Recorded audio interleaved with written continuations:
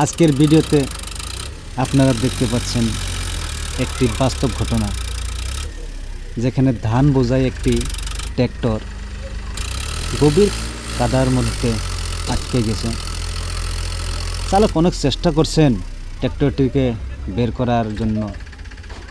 চাকা ঘোরাচ্ছে, ইঞ্জিনের শক্তি ব্যবহার করা হচ্ছে, কিন্তু কাদায় এতটাই গভীর যে ট্র্যাক্টর একটু সামনে এগোতে পারছে না।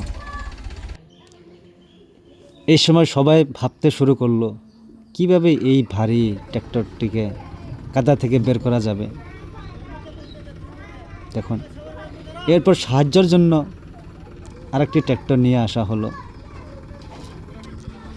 সবার মনে আশা তৈরি হলো, এবার হয়তো খুব সহজেই আটকে থাকা ট্র্যাক্টরটি উদ্ধার করা সম্ভব হবে।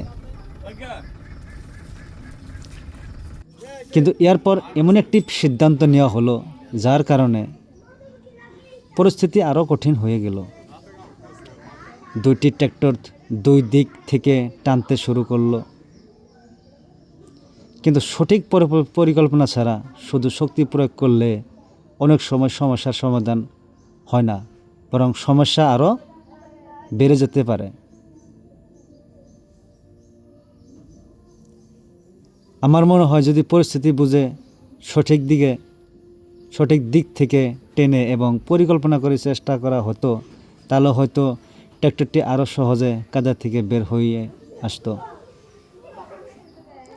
এই ছোট্ট ঘটনাটি আমাদের একটি বড় শিক্ষা দেয়, যে কোনো কঠিন পরিস্থিতি শুধু শক্তি নয়, প্রয়োজন বুদ্ধি, ধৈর্য এবং সঠিক সিদ্ধান্ত।